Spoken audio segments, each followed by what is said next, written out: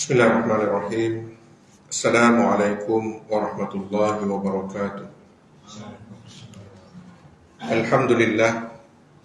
Alhamdulillahi rabbil alamin. Wassalatu wassalamu ala asyrafil anbiya wal mursalin wa ala alihi wa ashabihi ajma'in. Subhanaka la ilma lana illa ma 'allamtana innaka antal alimul hakim. Rabbi shrah li sadri wa yassir li amri wahlul 'uqdatam min lisani yafqahu qawli. Amma ba'd. Yang dihormati Tuan Imam, Tuan Bilal, Ahli Jawatankuasa Surau Pok Long Jang, tuan-tuan, puan-puan, adik-adik dan anak-anak yang saya hormati sekalian. Alhamdulillah. Pertama, marilah kita sama-sama memanjatkan kesyukuran kepada Allah Subhanahu wa taala atas nikmat hidupnya kita, atas nikmat sehatnya kita, dan juga peluang yang kita ada yang Allah berikan kepada kita selama ini. Dikena dibandingkan dengan sahabat-sahabat kita, dengan ahli keluarga kita yang mungkin tak diberi peluang. Bukan tak diberi peluang sebenarnya, tak nak ambil peluang, kan? Masjid dan surau ni alhamdulillah banyak, tapi mungkin tak tergerak lagi lah kot. Kata orang bandar, tak sampai seru. Tapi wallahu alam nak seru tu macam mana? Kita nak azan kat telinga dia ke? Nak bang kat telinga dia kuat-kuat ke? Ataupun macam mana? Kan? Dan kita bersyukurlah. Dalam pada kita bersyukur, doakanlah juga sahabat-sahabat kita, saudara-mara kita yang masih lagi jauh jiwa dan raganya dengan masjid, dengan surau ini, supaya dapat bersama-sama.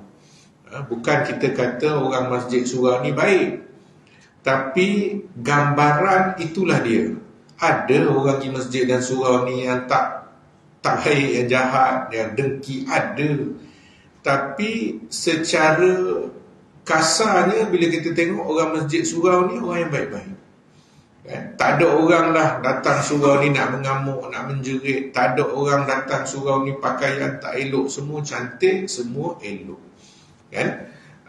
Jadi bila kita dah ada peluang untuk sama-sama mengimarahkan masjid surau ini, ambil peluang. Sebab apa? Sebab Nabi juga dah sebut, pesan pada sahabat-sahabat dia, kalaulah kita melalui taman-taman syurga, maka berhenti, singgah, duduk. Sahabat tanya, apa taman syurga tu? Nabi sebut apa? Taman syurga itu adalah tempat-tempat di mana yang di dalamnya kita bincangkan bab Allah. Kita bincangkan, kita nak dekat dengan Allah, kita bincang bab agama. Itu taman syurga. Jadi rugilah. Peluang yang kita ada, kita tak nak guna. Kalau dengan konsert, kita kena bayar mahal, kena beli tiket baru boleh masuk. Tapi tak ada yang kita dengar lagi di dalam dunia ini, masjid yang kenakan bayaran untuk masuk. Tak ada. Program-program yang kita buat, kebanyakan ni program agama ni semua percuma. Tak ada lah yang nak kena security ke, jawatankuasa ke, tunggu depan pagar minta duit. Tak ada.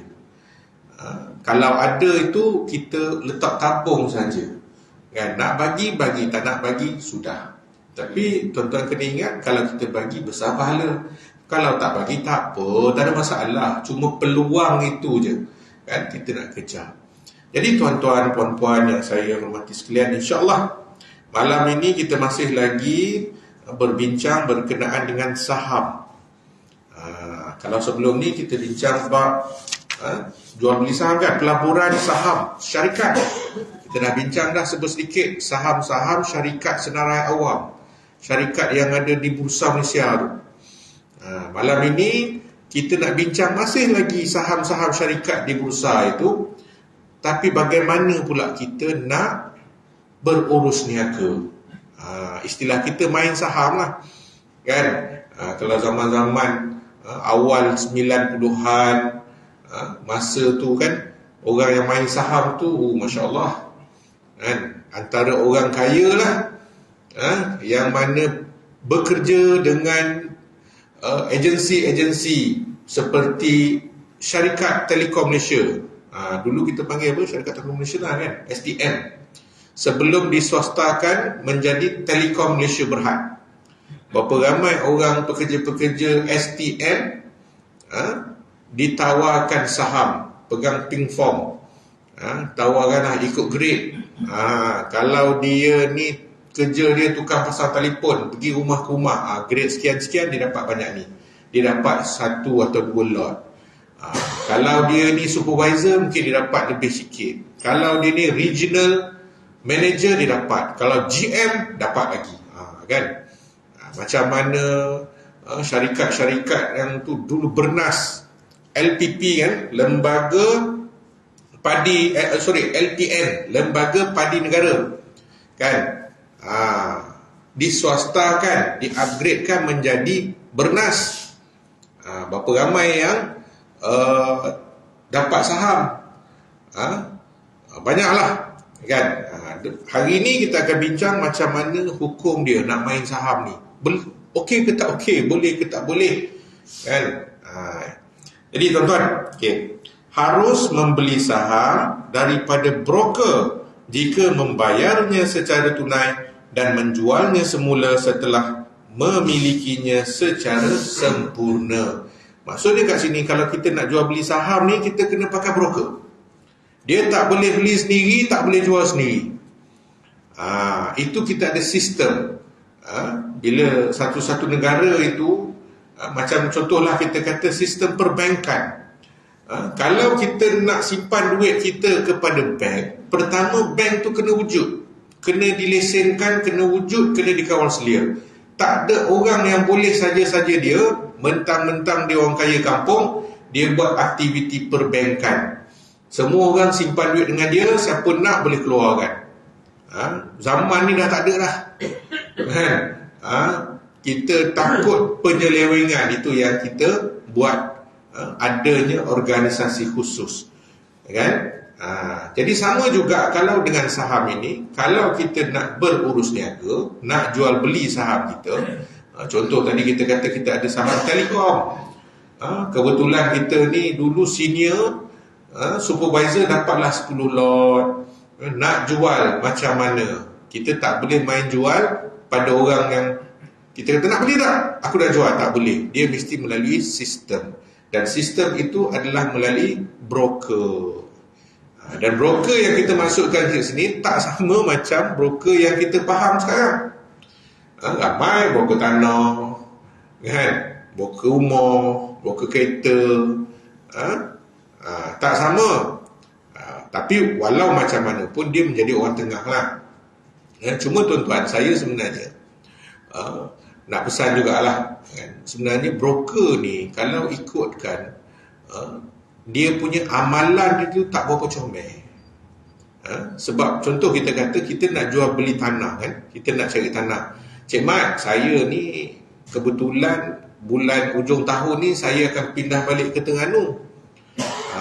InsyaAllah. Lepas tu nak cari tanah lah, nak buat rumah dekat sekian-sekian. Cik Mat tolong cari. Dia pun carilah. Nak bajet berapa? Dia tanya kita, kan? Kita pun kata, okey lah, boleh lah untuk satu rumah lot banglo tu. Berapa agaknya? 100.5 ada? Oh, ada. Dia kata, ada. Jadi dia pun mencarilah mana-mana tempat, mana-mana tuan-tuan tanah nak jual tanah. Ramai. Kawasan kita ni sekarang ni, untuk satu lot banglo yang sederhana besar dia, lebih kurang dalam 130,000 selot. Dah tadi kita nak beli 150. Seronoklah broker.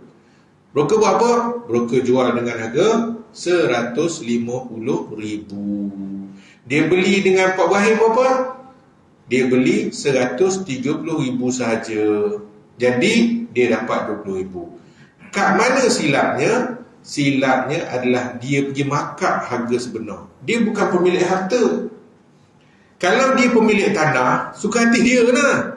Dia nak jual 130 ke, 140 ke, 151,000 ke, ikut anda dia lah. Sebab tanah dia. Tapi apa yang banyak berlaku, orang lain pula yang memandai-mandai naikkan harga. Pok Mat suruh bimbang lah, berapa? 130. Okey, saya cari pembeli. Saya bayar ke Pok Mat nanti 130 ringgit. Jangan caralah saya jual berapa. Itu tak boleh lah. Sebab dia menjual bukan hak dia. Kalau kita trading pun, kita trading, kita beli barang. Dan kita tahu ada keuntungan. Ini keuntungan apa? Bila kita tanya, tak boleh ni Pok. Dah usaha kita cari. Betul, usaha mencari, buat urusan itu. Tapi tak bolehlah sampai kita markup harga tu tinggi. Yang kita boleh buat, harga 130. Dan kita ambil percentage daripada 130. Yang itu selesai, tak ada masalah. Sebab harga dia, kalaulah saya tadi ni tahulah Pok Mat jual, saya akan terkejut. Dah Pok Mat jual ke harga sebenar 130, dah buat apa? Pok Bahim jual ke saya 150. Banyak lah. Tak boleh lah. Kan? Maknanya kalaulah saya tahu begitu, saya pergi kat Pok Mat terus. Tapi bila pergi begitu, Pok Bahim marah. Kan? Mudin aku lah. Apa dia dengan Pok Mat? Kita dah janji aku kan, dah lantik aku sebagai ejen, broker cari, ni kena bayar lah. Jadi balah satu segi lagi akan membuka ruang kepada manipulasi harga. Harga biasa je. Kalau pergi ke jabat tanah, tengoklah isi borang 14A, tengok harga kawasan kita murah je. Tak sampai 100 ada. Sebabnya dia kata tak boleh letak tinggi. KG kena CKHT, kena duty, kena letak slow-slow kau. Habis balance tu macam mana? Kan banyak berlaku. So nak katanya broker yang dimaksudkan sebagai broker saham ini tak seperti yang kita faham. Dan kena betulkanlah. Kan kalau siapa-siapa yang memang bisnes dia buat brokerage, jadi broker tanah tu, kena ni semulalah. Kan? Lainlah kalau dia beli dulu. Dia beli dengan Pok Mat 130, tukar nama ke atau ada perjanjian jual beli, Pok Mat dapat dah duit dia. Then. Lepas tu Pak Ibrahim nak jual kat siapa-siapa, ikut anda dia lah. Sebab tanah tu dah jadi tanah dia. Walaupun pemilikan dari sudut pendaftaran, dari sudut geran belum ada lagi. Tapi perjanjian persetujuan cash money telah dipindahkan daripada kita, daripada Pak Ibrahim kepada Pok Mat, Cik Mat tadi. Selesai. Itu tak ada masalah. Kan? Okay. Soalan, hukum main saham. Bolehkah bermain saham? Harus membeli dan menjual saham yang patuh syariah sahaja. Kita dah bincang itu kan, saham yang patuh syariah dengan tak patuh syariah. Jadi hukumnya sekarang ni adalah harus hanya saham patuh syariah. Sekiranya melakukan urus niaga seperti berikut, iaitu membeli saham secara tunai dan menyimpannya sama ada untuk mendapatkan dividen atau keuntungan, atau menjualnya apabila harga naik.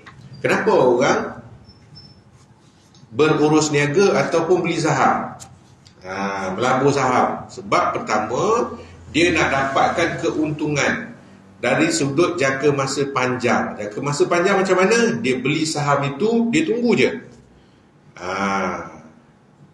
Tiap-tiap tahun, kalau syarikat itu untung, dia dapat dividen. Kenapa orang pekerja-pekerja lama kan, orang telekom, orang-orang yang dulu daripada dia tak nak jual saham dia. Sampai dia kata, tak apa, aku tak nak, aku pegang saham ni sampai nanti anak aku nak habis belajar, nak kahwin. Inilah dia modal dia. Betul. InsyaAllah lah saham-saham yang stabil itu harga dia tak jauh. Kadang-kadang memang ada untung pun. Mungkin masa beli itu RM2, sekarang ni dah mungkin dah jadi RM12. Ada RM10 satu saham tau. Kan? Okey. Cara ini adalah diharuskan kerana anda sebenarnya memiliki sebahagian daripada aset syarikat tersebut. Maka anda mempunyai hak ke atas keuntungan atau berhak semula menjual semula pemilikan tersebut setelah anda memilikinya secara pemilikan sempurna. Yang kedua, kenapa orang berurus niaga, orang melabur saham ni, dia nak dapat untung dari sudut perbezaan harga. Hari ni beli RM2, besok naik RM2, berapa? RM2, 8 sen. Ui, tinggi sangat. Dia saham ni tuan-tuan, dia ada sistem dia.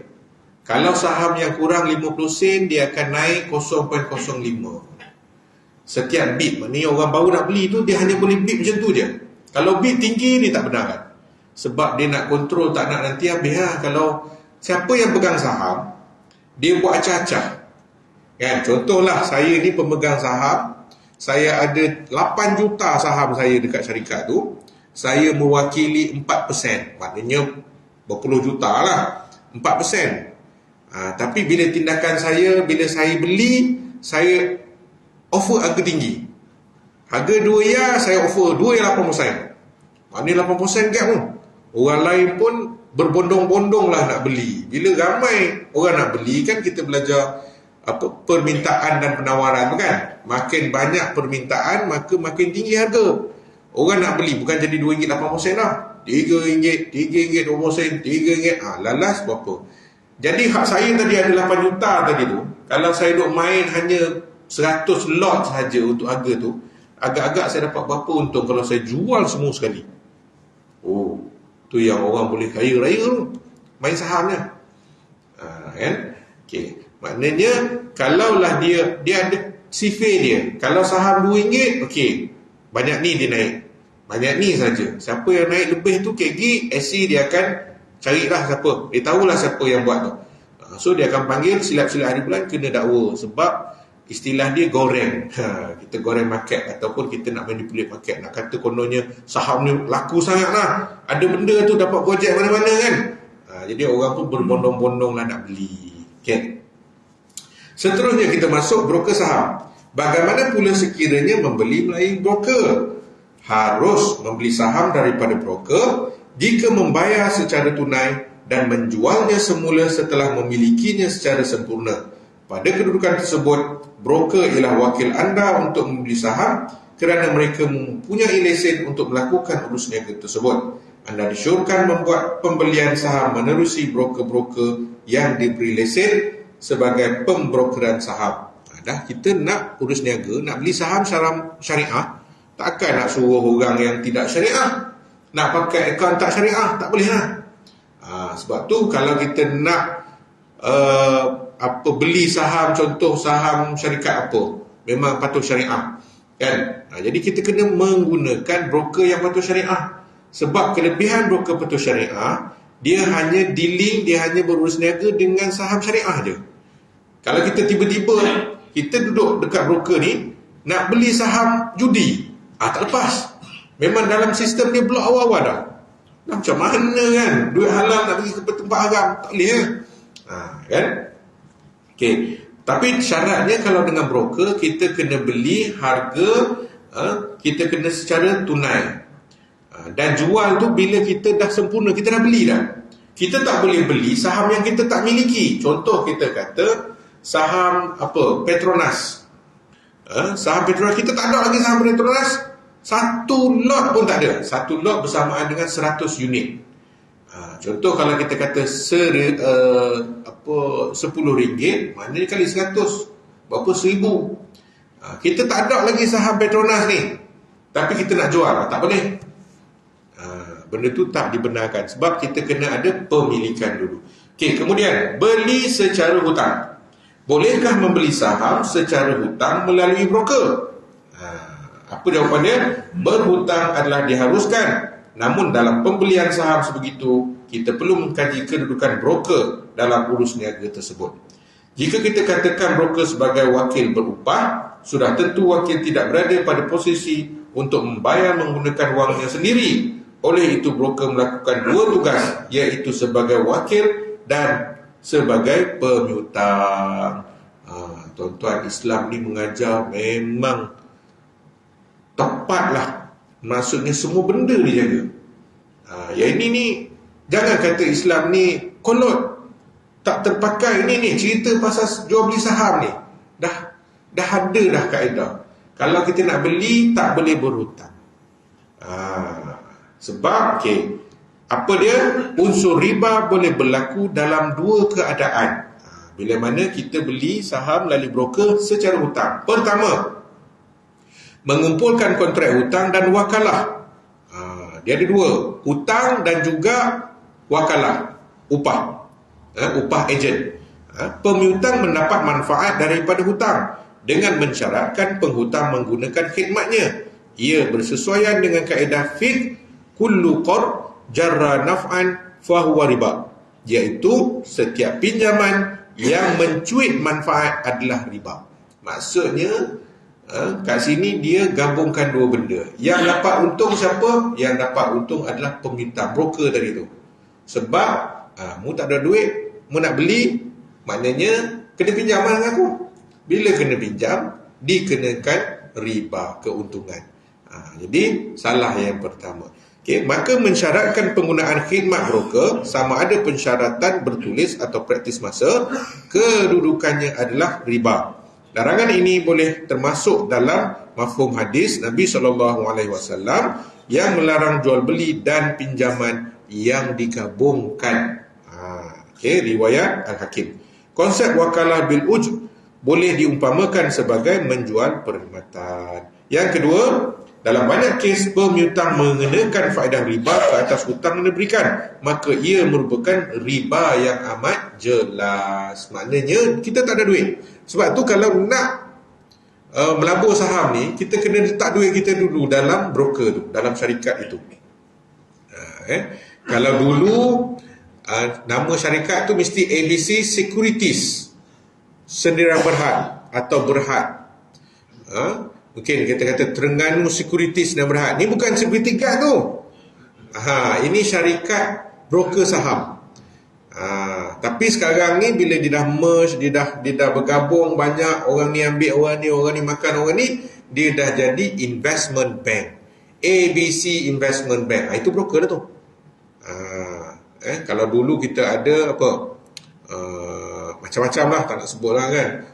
Yang securities tu. Kalau security, iaitu pengawal keselamatan. Kalau securities, TIES, yang itu saham. Saya pun dulu dapat beasiswa tempat saya kerja lah. Memang nama dia yang itu. Makcik saya punyalah bangganya. Kata okey lah ni, kau kerja dengan tempat orang yang kebetulan syarikat tu pula memang kawan dia, seorang datuk lah. Oh baguslah nanti kau kerja dengan datuk. Kita ni bukannya syarikat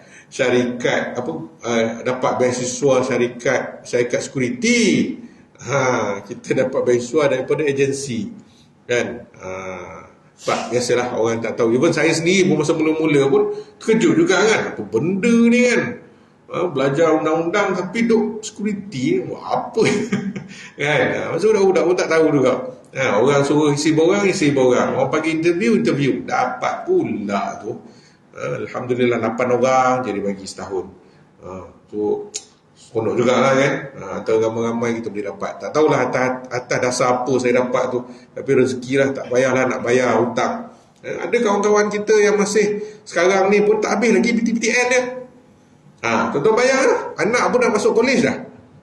Masih ada lagi yang tak habis bayar, yang tak banyak pun, mungkin ada balance dalam 1,000. Yang mana ada duit bayar habis tu silakan lah. Kan? Okay.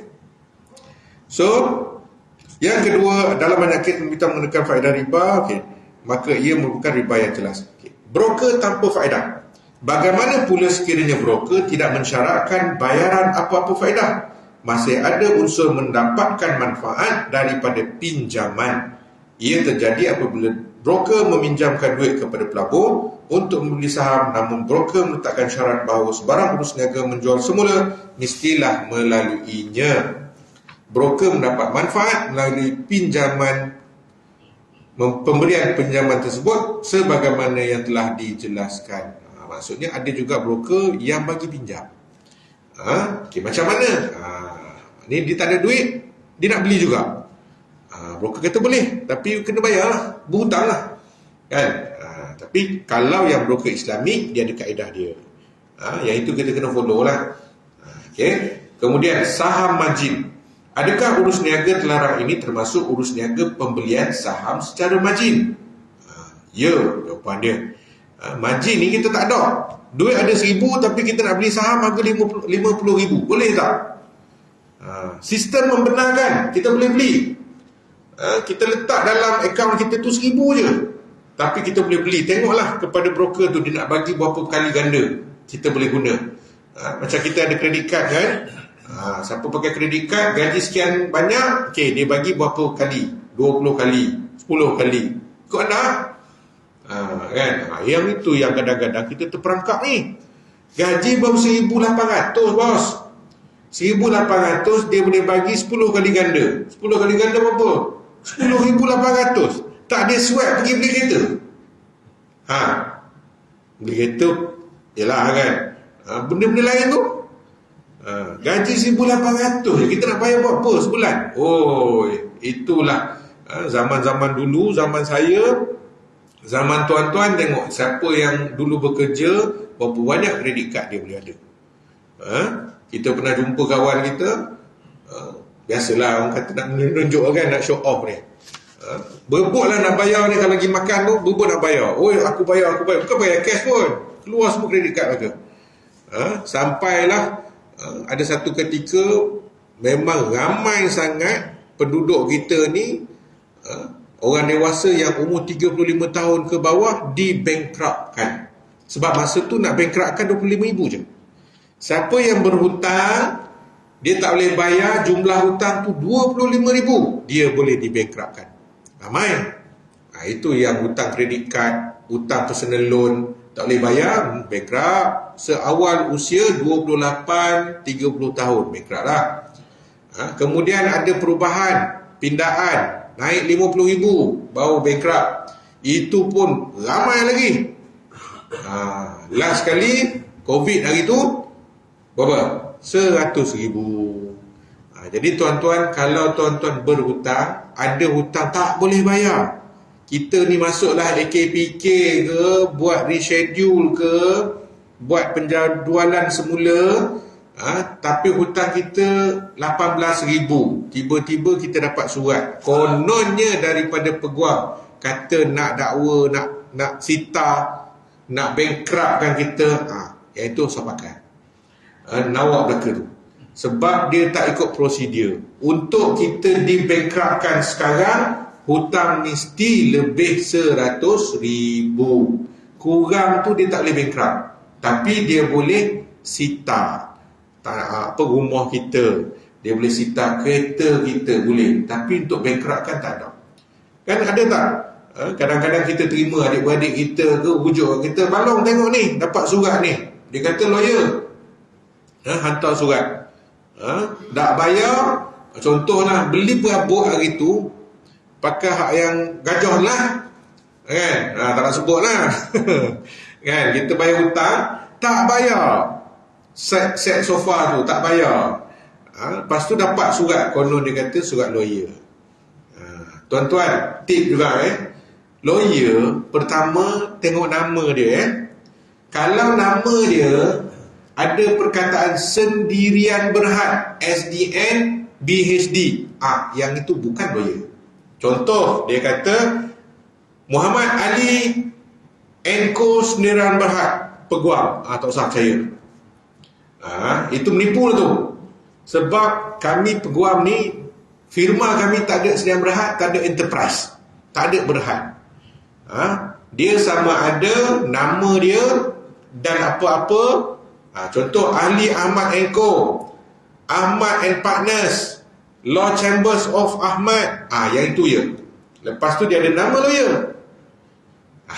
Nama lawyer, kalau dia letak tempat dia mengaji kat mana, okey, silakan. Tapi kalau ada tiba-tiba dalam tu tulis yang berhad, yang itu bukan. Lepas tu bahasa lawyer ni dia tak kasar. Dia kata kita apa? Lembut dalam tegas. Tengok last kali tengok.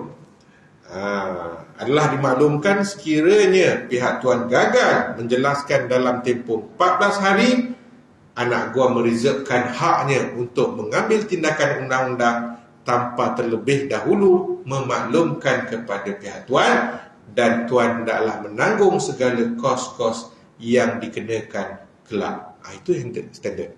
Tapi kalau dia kata adalah dengan ini sekiranya gagal kamu akan dibankruptkan dan harta kamu dilelong. Yang itu bukan. Itu pengutip hutang. Dia tak sama. Lawyer ni dia ada standard sikit lah, kan. Padahal dia memang kutip hutang juga, tapi dia tak boleh, dia ada step dia. Kita tak boleh nak melampau. Orang tak boleh buat macam ni, okey, ada kena buat macam ni. Nak sita rumah orang pun bukan main-main langgar je. Betul, kamu berhutang dengan anak guam saya, tapi saya tak boleh pergi ketuk pintu. Ni semua ni saya nak sita, ni saya tarik tali kuning, tulis satu rumah, TV, letak tape, tak boleh. Sebab dia ada kuasa dia. Maknanya kena dapatkan perintah dulu. Orang yang pemiutang tadi tu, kan, yang kita berhutang dengan dia, dia kena buat read, saman and seizure, saman dan sita. Dapat perintah mahkamah kata ya kamu dibenarkan, bawa benda tu, ada bailiff, ada wakil daripada mahkamah, pegawai mahkamah, ada peguam pula lagi datang. Lepas tu ada security guard. Yang itu tak ada katalah, kalau dia datang dia kata, okey cik, saya daripada tetuan ini perintah mahkamah, okey, kami dah dapat dah untuk perintah untuk sita rumah encik ini. So apa dia perlu buat? Kena ambil terus ke bawah? Tak. Bailiff tadi, pegawai mahkamah akan datang, akan masuk, okey ni rumah cik okey, so saya nak tandakan semua barang-barang yang ada. TV dia tanda, mesin basuh, sofa, tilam, aircon, semua dia tanda dan dia bagi senarai pada kita tuan rumah. Okey, ni sign kita tengok ni betul tak ini barang-barang ni? Okey, sila pastikan barang ini tidak berubah. Sebab ada setengah orang kan bila dapat tu dia buat lagi.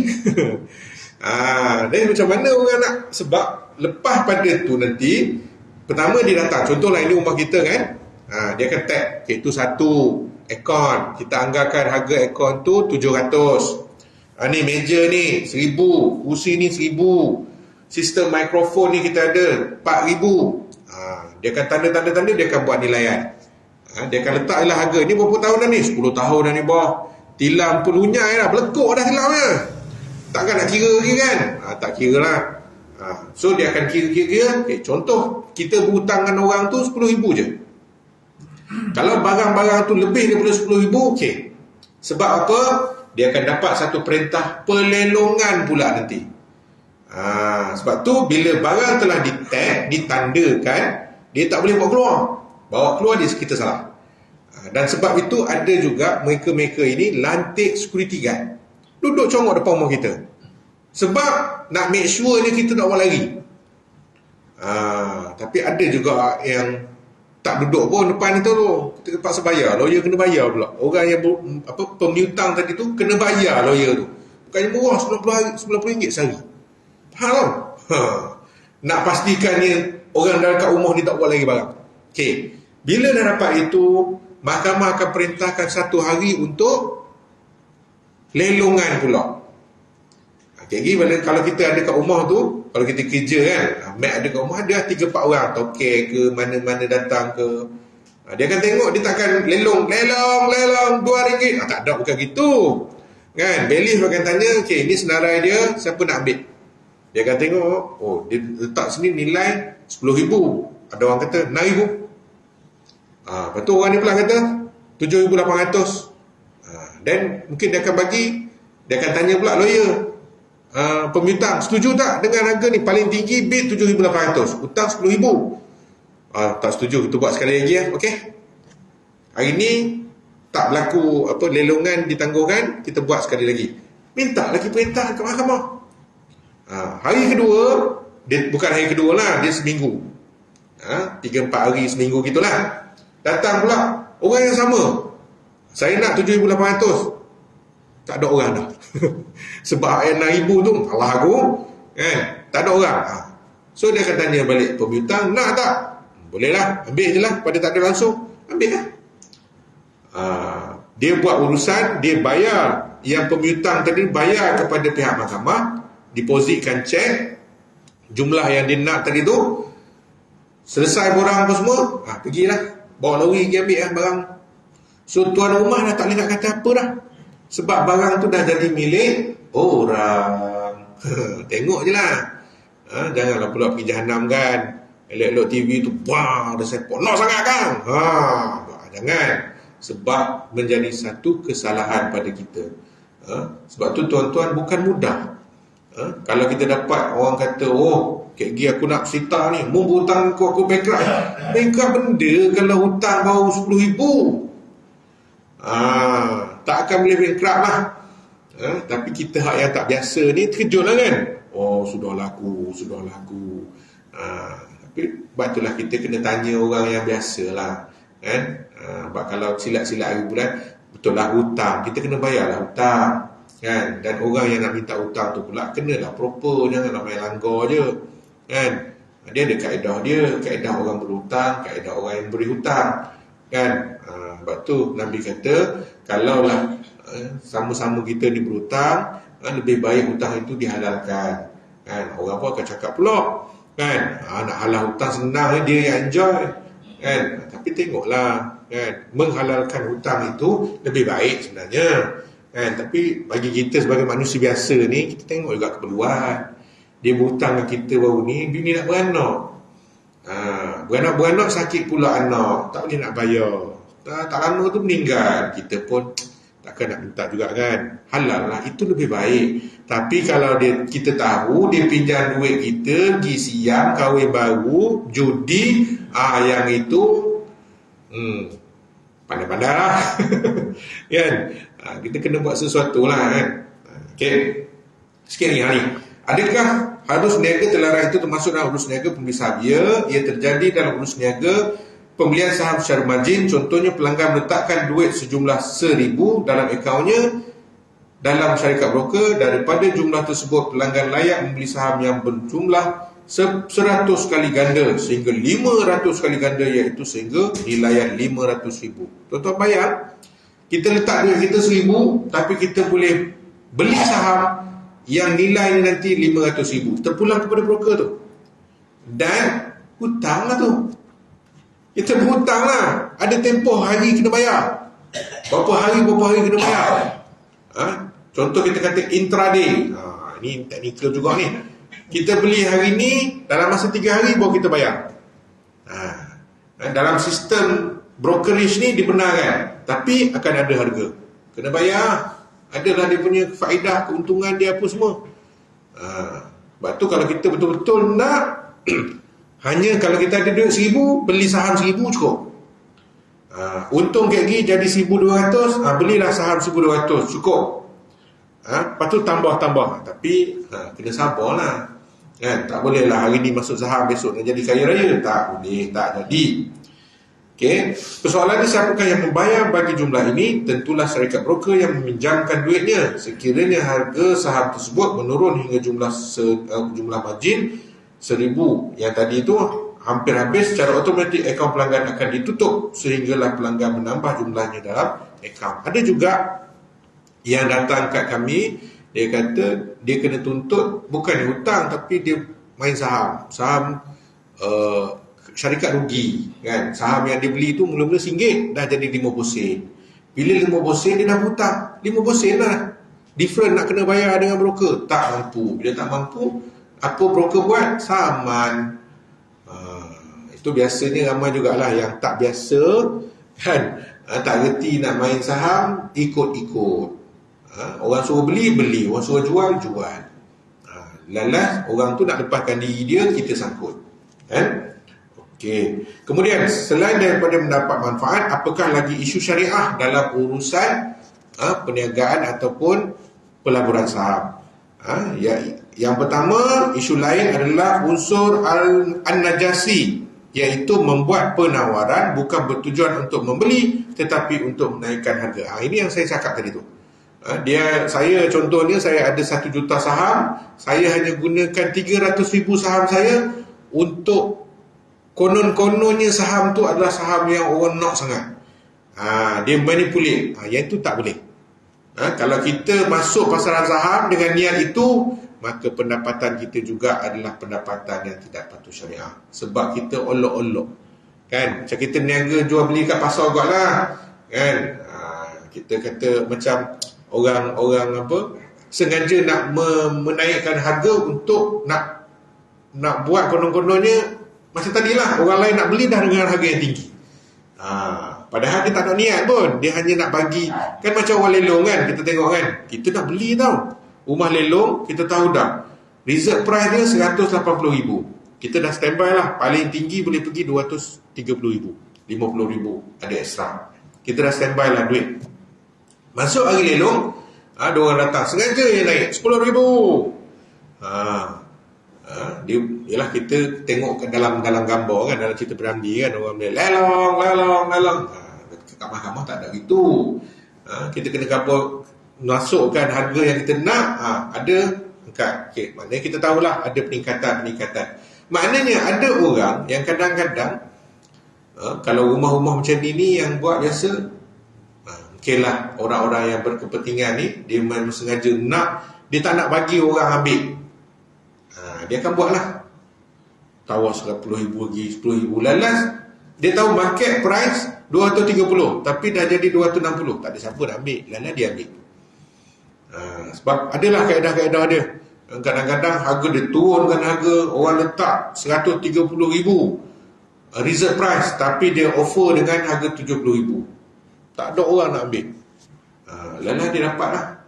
So itu yang pertama, tak boleh. Kemudian gharar pada pihak broker online platform tidak berdaftar. Ini gharar ni ketidakpastian. Ramai masa pasaran saham tengah top ni, sebelum ada forex, sebelum ada bitcoin, ada jual beli emas dalam talian ni, inilah dia.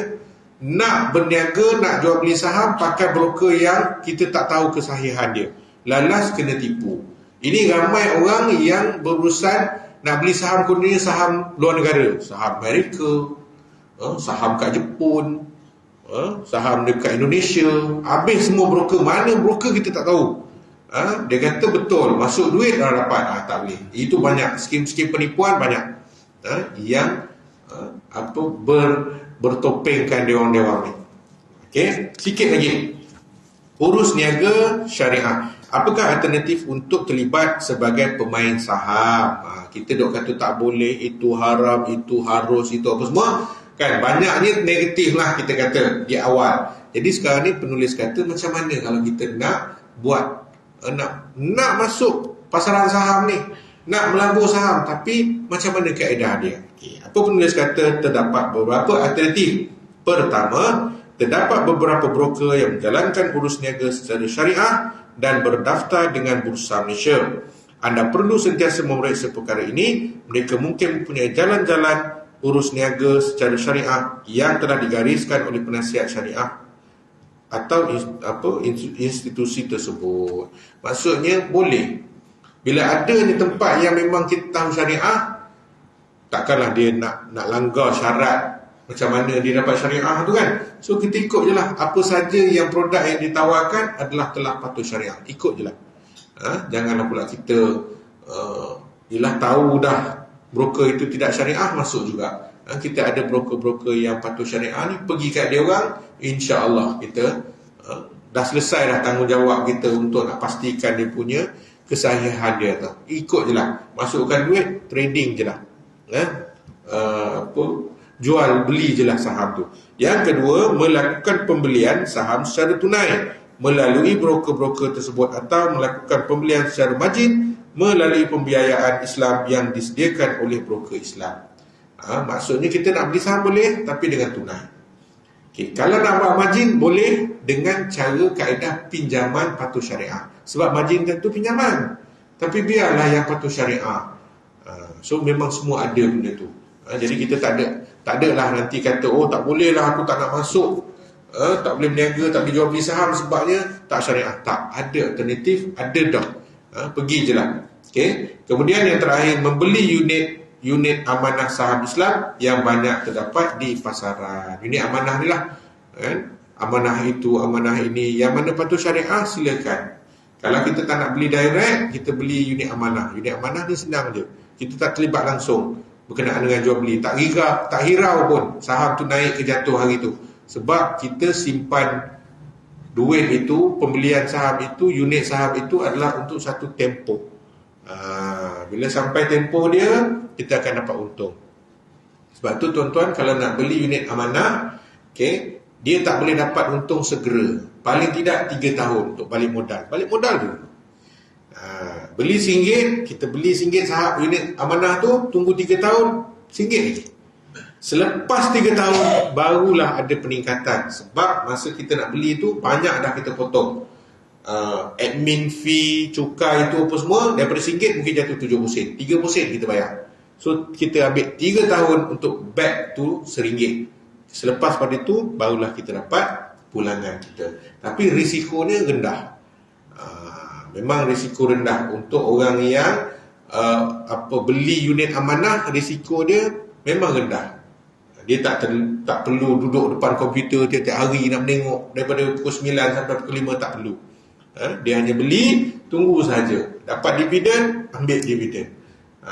Lepas tu kita rasa bila unit amanah tu dah naik, nak jual, silakan jual. Keuntungan itulah dia keuntungan kita.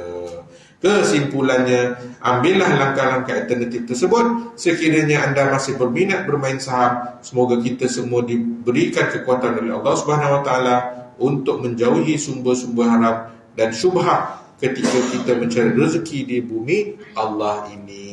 Maksudnya tuan-tuan, alternatif itu ada, gunakanlah. Jadi itulah tajuk perbincangan kita. InsyaAllah akan datang hukum main kutu. Ini boleh panggil mok-mok, sebab orang lelaki dok main kutu, kan? Jarang kita dengar orang lelaki main kutu. Kutu kereta ke, kutu rotek ke, jarang sekali sebenarnya. Hak main banyak ni kaum ibu. Hukum main kutu, hukum jadi ibu kutu. Dia dibincangkan. InsyaAllah kita akan berjumpa lagi 2 minggu akan datang. Kita akan bincangkan topik ini. Jadi itulah sekadarnya tuan-tuan. Yang mana baik itu gunakanlah, jadikanlah sempadan. Yang tak elok jadikanlah sebagai kita punya panduan. Yang tak elok itu jadikan sempadan. Yang kalau bermanfaat, kita boleh share lah kepada sahabat-sahabat kita yang mungkin tak ada peluang, tak tahu. Dua tajuk ni teknikal sikit. InsyaAllah yang ke depan ni macam menarik ni. Kan? Nanti kita jumpalah. Jadi sekadar itu saja pada malam ini. Aku liqauli hadza bi astaghfirullah li wa lakum wa billahi taufiq wal hidayah. Assalamualaikum warahmatullahi wabarakatuh.